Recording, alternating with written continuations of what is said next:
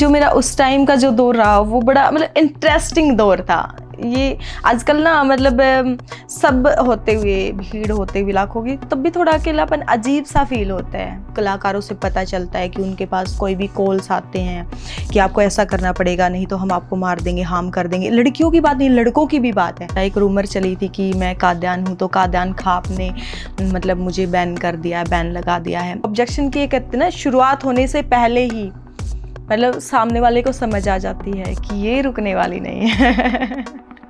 रुकना होता तो उधर ही रुक जाती, क्योंकि हरियाणा की अपनी कास्ट से, जाट कास्ट से पहली लड़की स्टेज पे थी।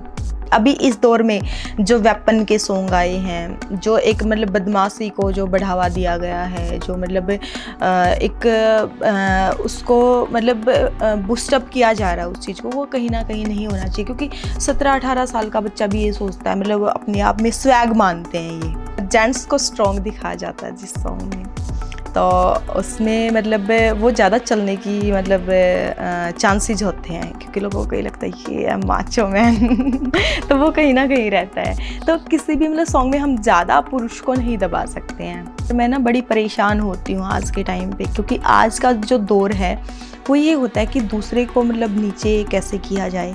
उस टाइम पे ऐसा नहीं था। हमारे टाइम पे उस टाइम पे था कि खुद को ऊपर कैसे किया जाए, क्योंकि हजारों की भीड़ सामने होती थी। वैसे तो सरकार एक नारा देती कि बेटी बचाओ बेटी पढ़ाओ, लेकिन जब वही बेटी मतलब कुछ करने जाती है तो उसे सपोर्ट नहीं किया जाता। सरकार के भरोसे तो आज कहीं रिसेप्शन पे जॉब कर रहे होते हैं।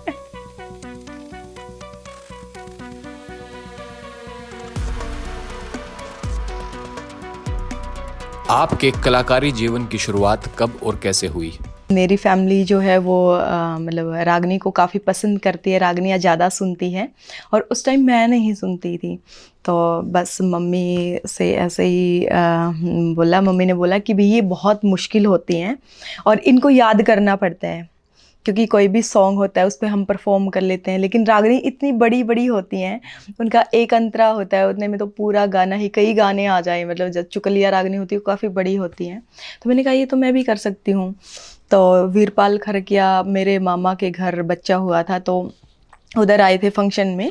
तो मम्मी ने या फिर घर वालों ने बात की कि हमारी लड़की ऐसी कहती कि मैं भी कर सकती हूँ। तो उन्होंने कहा कि फिर ट्राई कर लेते हैं। राजस्थान के पास एक रागनी प्रोग्राम था, तो वहाँ मैं गई और मैंने पहला जो परफॉर्मेंस दिया था, उसके बाद मतलब आज तक मुझे पता ही नहीं चला कुछ भी, मतलब बस चलता गया, माता रानी की कृपा होती रही। कितनी उम्र थी आपकी जब पहली बार आप स्टेज पे गए? मेरी उम्र थी लगभग 12 से 13 साल, 12-13 साल। 12 से 13 साल? हाँ जी, 12-13 साल।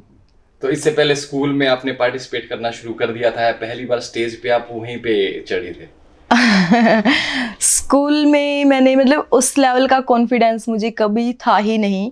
और जो रागनी मैंने उस दिन गाई थी पहली बार, वो मैंने कई दफ़ा दोबारा भी गाई, लेकिन सभी जिन्होंने सुनी सभी कहते कि वैसी कभी नहीं गाई। तो वो कॉन्फिडेंस माता रानी ने ही दिया था।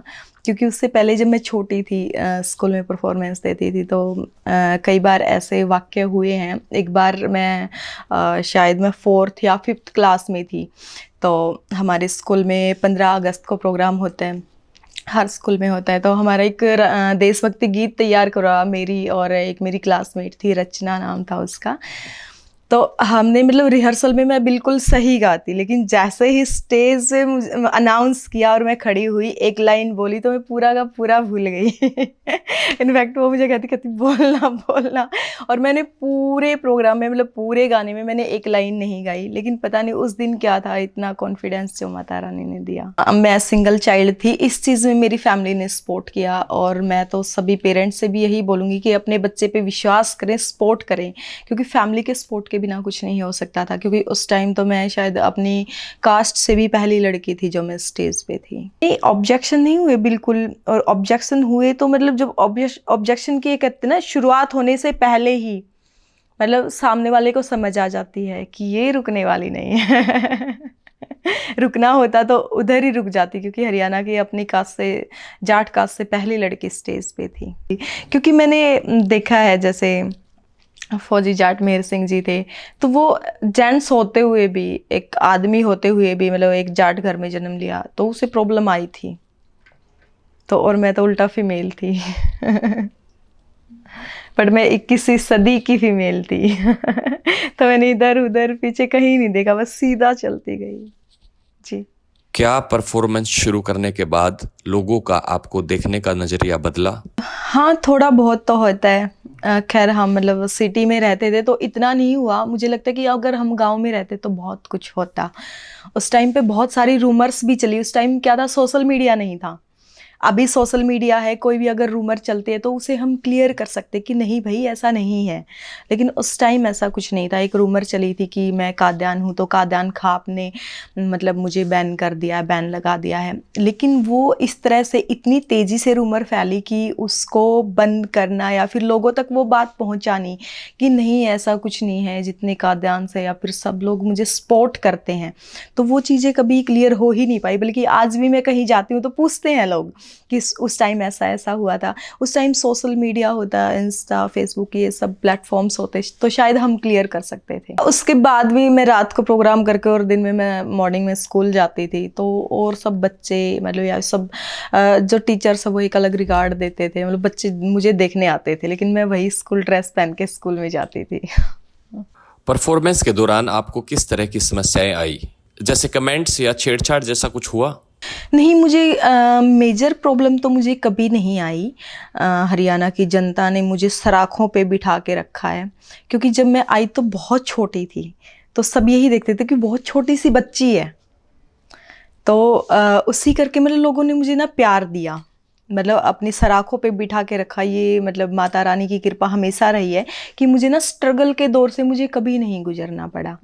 लेकिन हाँ, थोड़ा बहुत तो होता है, या ना भी हो तो कई बार हम मतलब ऐसी जगह खड़े होते हैं कि हम खुद फील कर लेते हैं कि शायद कुछ कोई ऐसा तो नहीं बोल रहा, कोई ऐसा तो नहीं बोल रहा, बट बहुत ज़्यादा मेजर प्रॉब्लम्स कभी नहीं आई। इस पूरी यात्रा में आपकी माता जी का आत्म संघर्ष क्या रहा है? उनका संघर्ष यही रहा कि जो भी, अगर मुझे नहीं पता, मैं उस टाइम बहुत छोटी थी, कि किसने क्या ही बातें बोली, लेकिन उन्होंने वो बातें मुझ तक नहीं आने दी।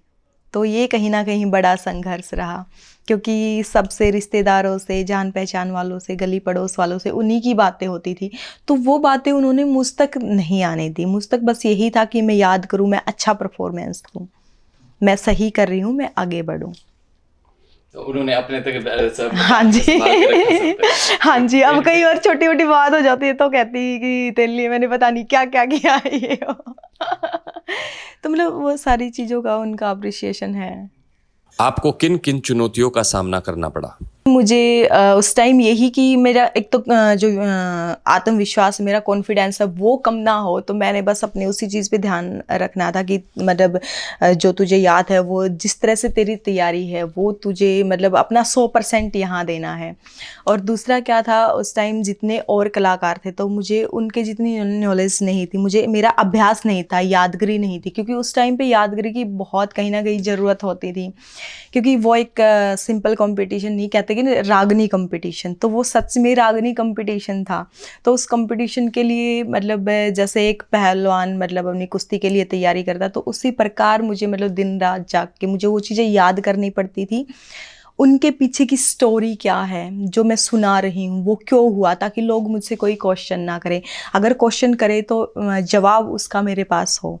तो उस चीज़ के लिए मुझे कहीं ना कहीं मेहनत करनी पड़ी है। स्टेज पर अश्लीलता और फूहड़ता फैलाने के लिए कौन जिम्मेदार है?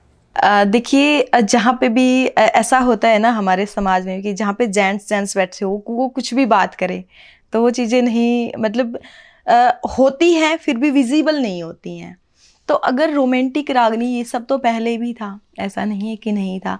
हाँ मतलब एक कहते हैं ना, जैसे एक मूवी ही लगा लो, मूवी में अगर एक सॉन्ग कहीं ना कहीं एक हीरोइन का आइटम सॉन्ग या कोई भी डाल देते हैं तो वो थोड़ा मतलब एंटरटेनिंग हो जाता है, तो वैसा ही कुछ हो गया था। बाकी ऐसी कोई बात नहीं है। जैसे पासी नैयर है जो मेरी सीनियर आर्टिस्ट रही हैं, सरिता चौधरी, नीलम चौधरी, उन्होंने भी जो जेंट्स ने रागनी गाई, जो किस्से गाए, वही उन्होंने भी गाए हैं। तो एक नज़रिया ये भी होता है कि लोग सुनना क्या चाहते हैं। अगर एक फीमेल स्टेज पे खड़ी है और वो ही धार्मिक रागनी गा रही है तो लोग हुटिंग कर रहे हैं, सुन ही नहीं रहे हैं, भाई उस चीज़ से उनका घर भी चल रहा है। तो उनकी कहीं ना कहीं मजबूरी भी थी और कहीं ना कहीं लोगों को वो पसंद भी आता था। देखिए, जितनी भी रोमांटिक रागनी रही वो मोस्टली डुइट रागनी है, तो उनमें जेंट्स भी साथ में होता था। तो ऐसा कुछ भी नहीं है, मेरी नज़र से ऐसा कुछ नहीं है। और चलो थोड़ा बहुत एंटरटेनिंग है भी, तो कोई भी इंडस्ट्री ऐसी नहीं जिसमें मतलब लाइक जो एंटरटेन के बिना मतलब एंटरटेनमेंट के बिना जो स्टैब्लिश इंडस्ट्री हो। तो अगर उस टाइम फीमेल्स नहीं होती तो मुझे नहीं लगता आज इंडस्ट्री यहाँ होती। जैसे शादी होती है उसमें जो प्रोग्राम्स होते हैं, लेडीज़ फंक्शन होते हैं, लेडीज़ संगीत होता है, या फिर एक प्रोग्राम होता है कि जब हम मतलब लड़के की शादी होती है, बारात लेके जाते तो उसके पीछे से एक महिलाओं का प्रोग्राम होता है, जब जेंट्स घर पे कोई नहीं होता, खोड़िया। तो उसमें भी मतलब जो हमारे लोकगीत हैं वो ऐसे मतलब अच्छे हैं, मतलब नोक झोंक वाले हैं, रोमांटिक हैं। तो वही चीज़ें कहीं ना कहीं मतलब उनका फ्यूजन होके या म्यूज़िक चेंज करके मतलब एक लाइक मतलब सोशल मीडिया पे आई, या फिर यूट्यूब पे आई, या फिर सीडियों के ज़रिए वो लोगों के समक्ष आई या टीवी पे चलने लगी, तो उसी को कहीं ना कहीं लोग अश्लीलता कह रहे हैं। तो ऐसा कुछ नहीं है। हाँ, लेकिन जो थोड़ी बहुत चीज़ें हैं, ऐसा हम मतलब सभी कलाकारों को ध्यान रखना चाहिए कि उनमें से जो भी चीज़ें हैं तो इतना सा रखे कि पूरी फैमिली उसको बैठ के देख सके। नहीं, वो हमारी नादानी का नहीं, वो कंपनी की नादानी का। ऐसा भी तो होता है ना कि टाइटल कुछ भी लिख देते हैं, जब उसे पूरा सुनते हैं तो वो कुछ चीज़ें अलग होती है। और देखिए उस टाइम मतलब हमें तो पता ही नहीं होता, एक सिंगर उसमें कहीं ना कहीं कह सकते हैं कि सिंगर की गलती नहीं होती है उसमें, एक कहीं ना कहीं जो शब्द लिखता है, क्योंकि वो शब्द हमारे नहीं होते, हम बोल रहे होते हैं, हम नहीं गाएंगे, कोई और गाएगा। लोग सुनना वो चाहते हैं, उस कलाकार के मुंह से वो चीज़ सुनी है तो ऑब्वियसली उसी को बुलाएंगे सब, हमें कोई नहीं बुलाएगा। तो वो होता है ना, तो एक राइटर को ध्यान रखना चाहिए, दूसरा जनता को ध्यान रखना चाहिए कि एक्सेप्ट ही ना करें ना उस चीज़ को, मैं हो या कोई भी हो।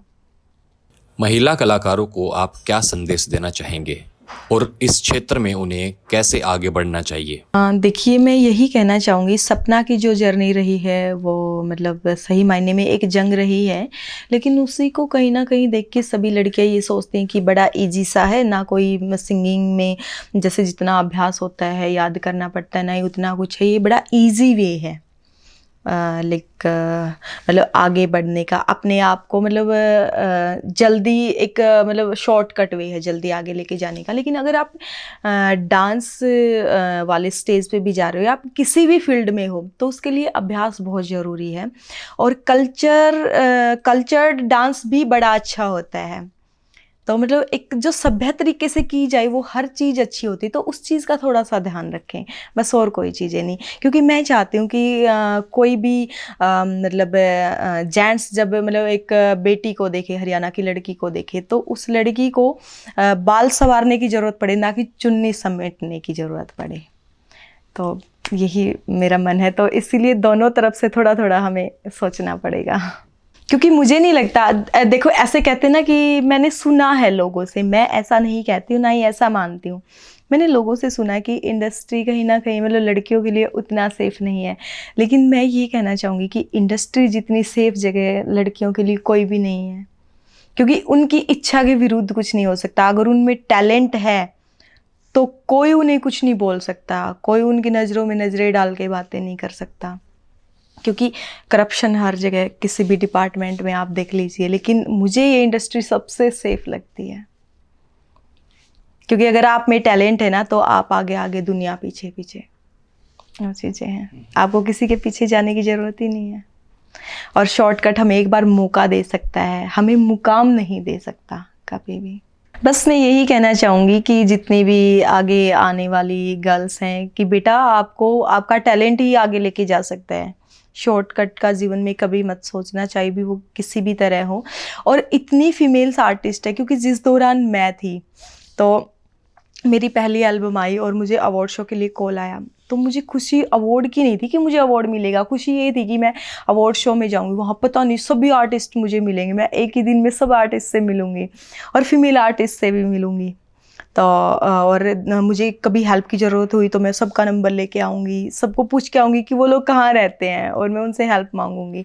तो लेकिन मैं जब गई तो मैं पूरा ऑडिटोरियम में मैं अकेली लड़की बैठी थी, लेकिन आज आपके लिए हज़ारों लड़कियां बैठी हैं और उनमें से मैं भी एक हूँ।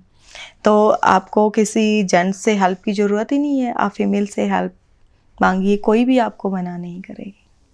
महिला कलाकारों की जान को खतरा और हत्याओं के पीछे आपको क्या कारण नजर आता है? मेरे साथ तो ऐसा कभी हुआ नहीं, और एक दो केस इंडस्ट्री में हुए हैं, तो मुझे लगता है कि ऐसा बिल्कुल नहीं होना चाहिए, क्योंकि चाहे वो बेटी किसी की है, बहन किसी की, लेकिन हमारे हरियाणा में हर बेटी हर बहन महफूज होनी चाहिए। और ये हमारा जो है मतलब हमारे जो फैंस हैं, हमारे देखने वाले, हमारी जनता है, ये उसका धर्म है। तो कहीं ना कहीं हमें एक लड़की को मतलब ऐसा फील करवाना चाहिए कि वो कहीं भी खड़ी है, दिन में खड़ी है, रात में खड़ी है, वो सेफ है। तो और ऐसा किसी भी कलाकार के साथ नहीं होना चाहिए। बल्कि मुझे अभी कई कलाकारों से पता चलता है कि उनके पास कोई भी कॉल्स आते हैं कि आपको ऐसा करना पड़ेगा, नहीं तो हम आपको मार देंगे, हार्म कर देंगे। लड़कियों की बात नहीं, लड़कों की भी बात है, लेकिन ये मुझे बिल्कुल बर्दाश्त नहीं है। मैं नहीं चाहती कहीं भी हो, मेरे हरियाणा में ऐसा नहीं होना चाहिए। मुझे थोड़ा थोड़ा तो ये लगता है कि अभी इस दौर में जो वेपन के सॉन्ग आए हैं, जो एक मतलब बदमाशी को जो बढ़ावा दिया गया है, जो मतलब एक उसको मतलब बूस्टअप किया जा रहा है उस चीज़ को, वो कहीं ना कहीं नहीं होना चाहिए। क्योंकि 17-18 साल का बच्चा भी ये सोचता है, मतलब अपने आप में स्वैग मानते हैं ये कि हाँ मतलब बदमाशी के सॉन्ग, बदमाशी के, तो ये चीज़ें कहीं ना कहीं कम होनी चाहिए। क्योंकि रोमांटिक हर तरह के कल्चर सॉन्ग पहले से भी आते रहे हैं, लेकिन इतना कभी नहीं हुआ जितना आज के टाइम पे है। क्या चीज़ आपको आगे बढ़ने के लिए प्रेरित करती थी, और क्या आपने कभी पीछे मुड़कर देखा? रागनी के दौर में थी, तो मतलब मुझे कहीं ना कहीं ऐसे लगता था कि मतलब बाहर सब ऐसे बोलते होंगे कि ये रागनी सिंगर है, ये रागनी गाती है। मैं चाहती थी, मुझे बोले सिंगर है एक रिस्पेक्ट से। तो मेरा जो अंदर से मन था वो मतलब कुछ अलग करने का था, क्योंकि जो चल रहा था उसमें मैं सिंगिंग फील्ड में जाना चाहती थी, लेकिन जो चल रहा था वो मुझे नहीं करना था। मुझे कुछ अपर लेवल का करना था। मुझे सिर्फ मतलब रागनी गायिका की नज़र से मुझे ना देखा जाए, मुझे एज मतलब सेलिब्रिटी देखा जाए, क्योंकि मैं सेलिब्रिटी बनना चाहती थी। और ये चाहती थी भी बाहर मुंबई में बन सकते हैं, पंजाब में बन सकते हैं, तो हरियाणा में क्यों नहीं बन सकती। तो उसी को लेके मैंने एक एल्बम प्लान की। और जब मेरी एल्बम लॉन्च हुई तो मुझे अपने घर से बाहर निकलते टाइम भी प्राउड फील होता था, यस आई एम, अभी देखो मुझे, अभी बोलो मुझे किसी सेलिब्रिटी। क्योंकि मेरी जो पहली एल्बम थी वो बहुत ब्लॉकबस्टर हिट थी। उसके बाद कभी पीछे मुड़ के देखना नहीं पड़ा, आगे बढ़ते रहे। और उस टाइम ये भी सोचा था कि अगर देखिए ये तो तय था कि किसी ना किसी को लड़ना था, किसी ना किसी को एक प्लेटफॉर्म क्रिएट करना था, ताकि मेरे जैसी और लड़कियां भी काम कर सकें। क्योंकि उस टाइम में इंडस्ट्री नहीं थी, मैं इंडस्ट्री बनने का हिस्सा रही हूँ, प्लेटफॉर्म नहीं था कोई भी। तो एक ही चीज़ दिमाग में सोची थी कि अनु तू बन ले या किसी और को बनने दे, पर एक पीढ़ी को तो खाद बनना पड़ेगा, तब जाके कल फसल उगेगी। क्या हरियाणा के कलाकारों में एकजुटता नहीं है और एक दूसरे को नीचा दिखाने की कोशिश करते हैं? देखिए अब इंडस्ट्री बदल चुकी है, और इस वजह से कभी कभार मैं ना बड़ी परेशान होती हूँ आज के टाइम पे। क्योंकि आज का जो दौर है वो ये होता है कि दूसरे को मतलब नीचे कैसे किया जाए। उस टाइम पे ऐसा नहीं था, हमारे टाइम पे उस टाइम पे था कि खुद को ऊपर कैसे किया जाए। क्योंकि हजारों की भीड़ सामने होती थी, हम कोई शॉर्टकट नहीं अपना सकते थे, कोई कुछ ऐसा नहीं कर सकते थे कि किसी एक को डॉन को फ़ोन किया बोलो कि मतलब भाई वो कलाकार मुझे परेशान कर रहा है या कुछ भी ऐसा हो। तो मतलब ऐसा कुछ नहीं था। वहाँ पे लड़ाई आपकी नॉलेज से थी, आपके टैलेंट से थी, और हमें उसी से लड़नी पड़ती थी। कोई बीच में कोई पहलवान कोई आके ये नहीं कर सकता था नहीं भाई ये जीतेगा, ये जीता है, कोई नहीं कह सकता था। वो जनता का फैसला होता था। उस टाइम पे इतना नहीं था। उस टाइम पे मतलब सब अपने मतलब नॉलेज को या फिर अपने आप को ऊपर उठाने में लगे रहते थे। कभी मुझे नहीं लगता कि किसी आर्टिस्ट ने दूसरों को नीचा दिखाने की कोशिश की हो। उस टाइम पे नहीं, स्टेज पे की होगी, नीचे कभी नहीं। क्योंकि स्टेज पे एज एन हम लोग एक कॉम्पिटिटर होते हैं, तो बट नीचे कभी नहीं।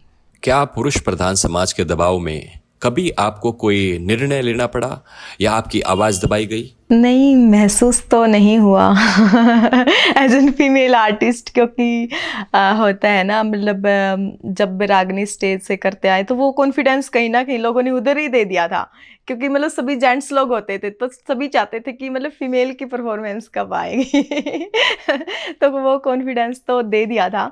बट हाँ, जब हम सॉन्ग्स करते हैं तो उस चीज़ का पुरुष प्रधान देश होने की वजह से हमेशा ध्यान रखा जाता है कि अगर जिसमें मतलब जेंट्स को स्ट्रॉन्ग दिखाया जाता है जिस सॉन्ग में, तो उसमें मतलब वो ज़्यादा चलने की मतलब चांसेस होते हैं, क्योंकि लोगों को ये लगता है कि ये माचो मैन तो वो कहीं ना कहीं रहता है। तो किसी भी मतलब सॉन्ग में हम ज़्यादा पुरुष को नहीं दबा सकते हैं, और ये हमारे संस्कृति और संस्कार भी, हमें वैसे भी नहीं दबाना चाहिए और सॉन्ग्स में भी ध्यान रखते हैं। हमेशा मेरी मन की इच्छा रहती है और डिमांड भी रहती है सरकार से भी और हर जगह इक्वालिटी।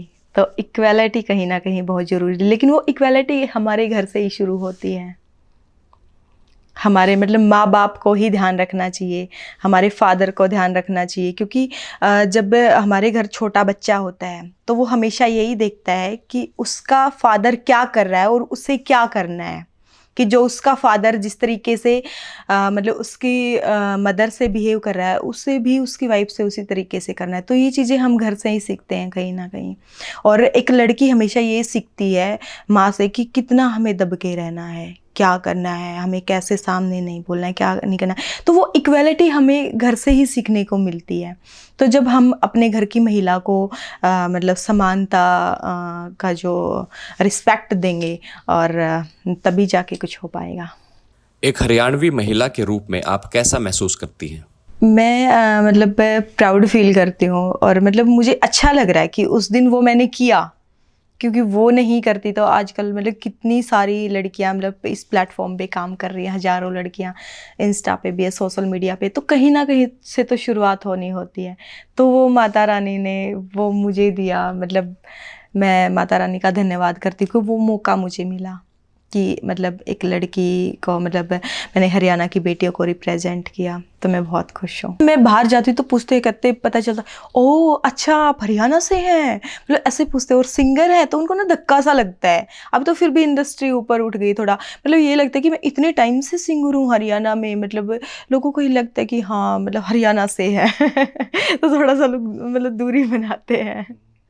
डीजे, स्टेज डांस और सपना चौधरी की एंट्री के बाद के बदलाव को आप कैसे देखते हैं? जो खोड़िया वाला डांस है वो कल भी मुझे पसंद था और आज भी मुझे पसंद है, और मुझे बहुत अच्छा लगता है, क्योंकि उसमें वो वाला डांस है जो मतलब हरियाणवी कहते हैं ना, लोक नृत्य है, वो है जो हमारी दादी नानी करती आई हैं। तो उनके स्टेप मुझे इतने बेहद पसंद हैं, बल्कि मैं मतलब कुछ भी चीज़ें जब भी मुझे समय होता है तो मैं सीखने की कोशिश करती हूँ। हिप हॉप या कोई भी मैं नहीं सीखती हूँ। मुझे वो वाला, उसको देहाती डांस बोलते हैं। एक लोक डांस होता है, एक देहाती, तो वो देहाती में आता है, मतलब हर जैसे मूवमेंट्स हैं उसके अलग होते हैं। तो हमेशा मैं वो सीखने की कोशिश करती हूँ। मुझे बेहद लाइक है, बेहद पसंद है। मैं अभी ऑस्ट्रेलिया जा रही हूँ तो वहाँ भी मैं वही करने वाली हूँ तो मुझे तो बहुत पसंद है। हाँ ऐसा ज़रूर है कि अभी जो स्टेज के मैं कई मतलब डांस देखती हूँ उनमें कुछ चीज़ें अलग उसमें ऐड कर दी गई है। तो अगर वो हटा दी जाए, सिर्फ वो वाला रखे हमारी नानी दादी वाला, तो उसकी बराबरी कोई भी नहीं कर सकता। सरकार कलाकारों को किस प्रकार का सहयोग देती रही है? मैं जब मैंने सिंगिंग स्टार्ट की तो मुझे सबसे खुशी की बात तो यही थी कि मुझे मतलब मेरे सुनने में आया था या लोग मुझे बताते थे कि वो कलाकार था, उसको नौकरी मिल गई थी। मतलब एक पब्लिक रिलेशन डिपार्टमेंट है, लोक संपर्क विभाग की, सरकार उसमें नौकरियां भी देती हैं। तो मुझे लगा कि मैं मतलब एक ही चीज़ में मेहनत कर लूँ, मुझे आगे और ज़्यादा पढ़ने की ज़रूरत ही नहीं है। तो कहीं ना कहीं वो तो ये है कि हमने मेहनत करके, हमारी जनता ने आशीर्वाद दिया, जनता ने सपोर्ट किया, तो हमने खुद अपने आप को स्टैब्लिश किया। अदरवाइज सरकार के भरोसे तो आज कहीं रिसेप्शन पे ही जॉब कर रहे होते हैं। सोशल मीडिया के इस दौर में आपने किस तरह के बदलाव महसूस किए हैं? जिस टाइम मैंने ज्वाइन की इंडस्ट्री तो उस टाइम सोशल मीडिया मतलब ना के बराबर थी ही नहीं। मतलब सीडी स्टार्ट हुई थी बस, तो सोचो मतलब इंटरव्यूज़ वगैरह कुछ भी नहीं था। बड़े बड़े चैनल थे जो सिर्फ हमें यही पता था, हमें ये भी नहीं पता था ये रिपोर्टर कहीं जाता है कुछ होता है, हमें ये पता था बस ये चैनल ना टीवी में चलते हैं, तो हमें कुछ भी पता ही नहीं था। तो सोशल मीडिया का उतना सपोर्ट नहीं रहा, जनता ही मेरी सोशल मीडिया रही और जनता की वजह से आज जो भी हूँ मैं हूँ, क्योंकि जो माउथ टू माउथ पब्लिसिटी होती है उससे बड़ा कुछ नहीं हो सकता। उतना आप सोशल मीडिया पे एक बार हाइप क्रिएट कर सकते हो, लेकिन वही है जिस दिन दूसरे ने कर ली तो वो ख़त्म हो गई। लेकिन जहाँ जनता ने हाइप क्रिएट की हो, तो मतलब जहाँ तक इंडस्ट्री की बात की जाए तो अभी मतलब इंडस्ट्री से ही मैं मतलब मुझे थोड़ा लग रहा है कि ऐसा नहीं होना चाहिए। मतलब जो अभी नया दौर चला सोशल मीडिया का, मतलब एक पेड प्रमोशन का, तो वो कहीं ना कहीं आपका टैलेंट उसमें छुप जाता है। और मतलब ये हम एक सॉन्ग को सोच के चले कि ये हमें हिट करना है, तो प्रमोशन के बेस पे, क्योंकि हमारे दिमाग में वो चीज़ें होती है कि हमें इस पे इतना प्रमोशन लगाना है, तो वो कहीं ना कहीं हो जाती है। लेकिन एक जो सच्चा आर्टिस्ट है जिसके पास पैसे नहीं, या जो नया बच्चा वो उस चीज़ को लेके बैठा रहता है, उसे पता है तेरे पास प्रमोशन नहीं है, तेरे पास कुछ नहीं है, अच्छी कंपनी नहीं है, तो वो कहीं ना कहीं चीज़ें छुप जाती हैं। तो ये कहीं ना कहीं मैं चाहती हूँ कि, क्योंकि इस दौर में ना मेरे सॉन्ग ब्लॉकबस्टर हिट जा रहे, तो मुझे उस चीज़ की खुशी नहीं है। तो इस प्रमोशन के दौर ने एक कलाकार के अंदर की खुशी छीन ली है, जिससे मैं खुश नहीं हूँ। तो स्टेज पे जो खुशी मिलती थी और अब जो डिजिटल वर्ल्ड में जो खुशी मिलती है, इसमें कितना फर्क है? वो खुशी की बराबरी कोई भी नहीं कर सकता। मतलब दुनिया की कोई चीज़ उस चीज़ की बराबरी नहीं कर सकती, क्योंकि हजारों लोग सिर्फ एक पर्सन को देख रहे हैं, उसे सुन रहे हैं। मतलब ऐसा होता था रागनी के टाइम में, कहते ना कि समा बंद गया, तो वो टाइम मैंने जिया है कि सुई के गिरने की आवाज़ नहीं आ रही है, लोग इतना अप्रिसिएट कर रहे हैं, सिर्फ आपको देख रहे हैं। तो उस टाइम एक कलाकार का भी फर्ज बनता था कि वो पूरा मतलब निपुणता के साथ मतलब स्टेज पे जाए, एक मतलब अभ्यास के साथ जाए। और आज तो मतलब दौर ही चेंज हो गया है। वेडिंग शो जो होते हैं, कुछ भी होते हैं, इवेंट्स होते हैं, हु हल्ला होता है, ये जज ही नहीं किया जाता, देखा ही नहीं जाता कि क्या कर रहा है, कौन अच्छा कर रहा है या बुरा कर रहा है। बस जो ऑडियो चल रही होती है वो सुन रहे होते हैं, ठीक तरह से मतलब देख भी नहीं रहे होते। वेडिंग में सब अपना अपना काम कर रहे होते हैं, आर्टिस्ट स्टेज पे परफॉर्म कर रहा होता है, तो वो कहीं ना कहीं एक मतलब अप्रिसिएशन नहीं मिल रही जो मिलनी चाहिए कलाकार को। तो उस चीज़ से कहीं ना कहीं कभी कभार मैं दुखी हो जाती हूँ। लेकिन क्या है कि एक आर्टिस्ट हमेशा अपडेट वर्जन होता है, तो मैं भी वही हूँ, टाइम के साथ अपडेट हो गई हूँ। मिस करते हैं उस दौर को बहुत ज़्यादा। आज भी कहें तो मतलब रागनियों की जहाँ बात आ जाती, 2-4 रागनियाँ सुन लेती हूँ तो ऐसे लगता है कि क्या है, और सब चीज़ें जो मतलब हम प्रेजेंट में कर रहे होते हैं, क्योंकि इतने गहरे शब्द सोचने को इंसान को मजबूर कर दें। इनफैक्ट अभी एक प्रोग्राम था जिसमें जो मटके वाले आर्टिस्ट हैं वो ऑस्ट्रेलिया में गए, वो जहाज में बैठ के गए। तो मतलब मैं लिटरली मैं मतलब उस टाइम मुझे जब पता चला, मैंने देखा, मैं गाड़ी में बैठी थी, तो मेरी आंखों से आंसू आने लगे। मैंने कहा वाह यार, यही तो चाहिए था कि हमारे मटके वाले जहाज में बैठ के जावें प्रोग्राम करने। लेकिन उसमें दुख की बात ये थी कि उसमें ना मेरे को नहीं बुलाया, क्योंकि अभी लोग मतलब एज एन सेलिब्रिटी ट्रीट करते हैं, मतलब ये सोचते हैं कि भी एल्बम्स कर रही है, सॉन्ग कर रही है, लेकिन आज भी पसंद वही है, प्यार उन्हीं रागनियों से है, उसी मटके वाले म्यूजिक से है। क्या आप हमें कोई ऐसा मंच अनुभव बता सकते हैं जो आपको हमेशा याद रहेगा? जो मेरा उस टाइम का जो दौर रहा वो बड़ा मतलब इंटरेस्टिंग दौर था। ये आजकल ना मतलब सब होते हुए, भीड़ होते हुए लाखों की, तब भी थोड़ा अकेलापन अजीब सा फील होता है। लाइक संतुष्टिजनक चीज़ें कई बार नहीं हो पाती हैं। उस टाइम ये था, हाँ कंपटीशन होता था, हम हार जाएं भले ही कोई दिक्कत नहीं, लेकिन ये होता था कि हमने अपना 100% दिया, क्योंकि वो हम सिर्फ मतलब ये होता है कि मतलब हमारा एक मतलब खुद को रिप्रेजेंट करने के लिए कर रहे होते, तो उसमें हम कहीं ना कहीं कमी नहीं छोड़ते, और कोई नहीं छोड़ता था, क्योंकि वो एक सबको पता था कि सब अपनी तैयारी करके आएंगे, ऐसे नहीं आएगा कोई भी। तो सब लोग अपनी तैयारी करके जाते थे। फीमेल्स के साथ कंपटीशन होते थे, जैसे सरिता चौधरी हैं, विनू चौधरी हैं, और नीलम चौधरी, पासी नैयर, तो इन सब के साथ मैंने कंपटीशन भी लड़ा है। और एक बार का एक किस्सा बताती हूँ। जैसे मैं स्टेज पे आई तो मेरी बहुत छोटी उम्र थी, मतलब काफ़ी मतलब यंग थी, 12-13 साल की। तो सरिता उस टाइम मतलब काफ़ी टाइम हो गया था, वो एक स्टैब्लिश आर्टिस्ट थी।